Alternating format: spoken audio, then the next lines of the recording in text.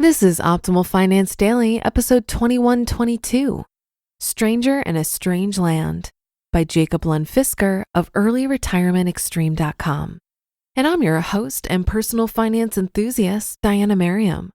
Now let's get to today's post as we optimize your life. Stranger in a Strange Land by Lund Fisker of earlyretirementextreme.com. Get a student loan, get a college education, get a mortgage and become a homeowner. Have a career. Put 15% of your income in a 401k or IRA for 35 years. Plan to retire at 60. Any of this sound familiar? That's because it's the standard recipe for a successful life in middle-class America. It's designed to maximize your consumption at the earliest time possible through the use of debt, as well as maximizing the number of years you need to spend on the job market. Happy joy. Depending on your affinity for bling bling and living it up, being in debt and working from your early 20s to your late 50s or early 60s may be an okay deal for you. But for those who lend you the money and sell you shares, it's a great deal. If you're fresh out of college, I'll cut you a deal. Despite you not having done much of anything productive so far, I'll lend you enough money so you can buy a house. How does that sound? Good. All you need to do for me is to pay me 6% on top of the price of the house every year for the next 30 years, and you could own a house right now. Just sign here at the dotted line on this mortgage. Mortgage is French for deathlock, but don't you worry about that. I also have some other deals. Here's a car, and here's a plastic card that makes money come out of the so-called ATMs without any apparent effort on your part. Please sign on the dotted line. Of course, before you know it, you're on the hook for a house, a car, the basic human need of cable TV, a fancy diet, cell phones, a gym subscription, things you can afford because you no longer need to save to buy a house or a new car or a plasma screen TV. All you have to do is to work and pay the bills as they come in. After a few years with all this stuff, it'll be hard to imagine life without it. Therefore, you have no other choice than to keep working in order to pay for all the things you signed up for. You now live in a virtual debtor's prison, only you can't see the bars except when you have trouble making payments. However, if you have debt, you're not a free person. You're explicitly owned by your debt and implicitly owned by the creditor. Meanwhile, we realize that you can't keep working forever. We also realize that you do have some extra money which we like to get our hands on. Therefore, we'll sell you shares in the companies we own. This is not a problem since we, unlike you, have the time and connections to start new companies, do an IPO, and create more shares to sell. This, of course, creates much more wealth, and rightfully so, compared to regularly buying a broad basket of stocks at any price.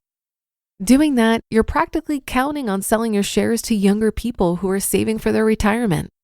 Better pray that there are more buyers than sellers when you retire.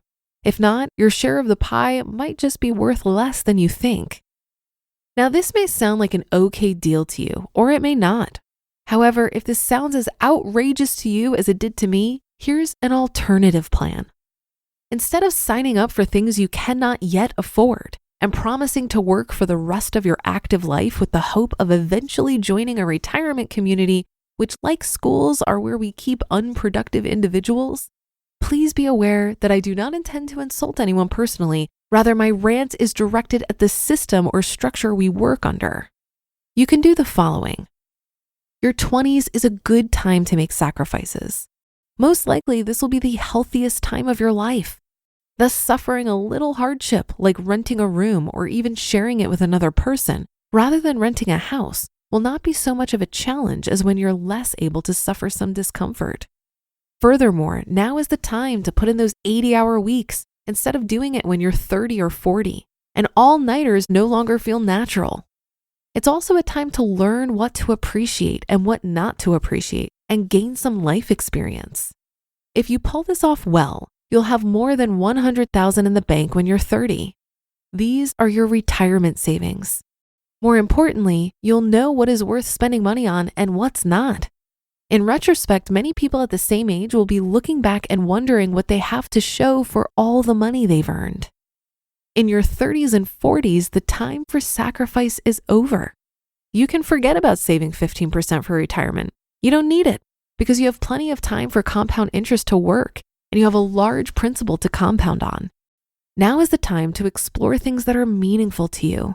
Travel, work in another country, try a different career, start a business, volunteer, take a few years off to pursue a different education, catch fish in Alaska, become a tour guide, or drive a forklift. While you still need to work to some extent, you don't need to work full time for 20 more years to pay off a massive debt. Thus, working from time to time is a viable solution. If this sounds appealing, I suggest reading Charles Long's How to Survive Without a Salary. Alternatively, you can work hard for a few more years and build a second retirement fund, which would cover the years between 30 and 60. Once this is established, you're truly financially independent. Now the main challenge becomes one of living a life in a strange society that's tailored towards everybody spending 2 hours a day driving to and from work, 8 to 10 hours a day working, and the rest of the time eating, sleeping, and watching TV. The problem is almost one of having too much freedom. If you have credit card bills, car payments, mortgage payments, etc., you have to go to work. Life is simple that way. On the other hand, if you have no debt obligations and your main responsibility is not to work and pay bills, it becomes something else. The big question is what? Well, whatever you make of it. It seems to me that life is a journey, and since I'm currently in the middle of exactly that part of it, I can't tell you just yet. I imagine that when we get older and we're getting close to the conventional age of retirement, or maybe even a little older since conventions no longer apply, we'll be done with the bungee jumping and the sailing across the ocean in a sailboat. Perhaps then we shall know the meaning of life. I imagine us buying a small house in cash where we spend time reflecting and writing. At that point, I hope to know what the question is. You just listened to the post titled Stranger in a Strange Land by Jacob Lund Fisker of earlyretirementextreme.com. This article reminded me of an Instagram post I saw once from an influencer named Money with Katie. She said, quote, "Wealth building is so cool to me because it's the one thing in life where you can front load all the effort and then reap the rewards indefinitely. It'd be like if having 6-pack abs by 30 meant you'd be guaranteed to have 8-pack abs by 55 with no additional effort." End quote. This to me demonstrates the long game, but in a way that doesn't make the short-term sacrifice feel like such a hard choice. When I think about how I fully funded my retirement vehicles for 4 to 5 years and reached Coast-Fi status, this feels like such an easier thing to do than to spend the rest of my working years saving for retirement. I front-loaded the effort at a time when my income was high, and it was much easier to save. Now that my income is lower, it's much more tolerable because my need to save is also much lower. So that financial decision has benefited me for the long term and right now. When it comes to the long game, none of us knows what the future holds. We could be totally rolling in the dough or face a hardship that makes generating an income difficult. That being said, I think the best thing I've done for my long game is learning how to be happy living pretty minimally. By having very low fixed costs and knowing how to entertain myself without spending a lot of money, I feel confident that I can handle whatever life throws at me. And that'll do it for another edition of Optimal Finance Daily. Have a great day. Thank you for listening. And I'll be back in just a second with our weekly bonus episode. So I'll see you there where your optimal life awaits.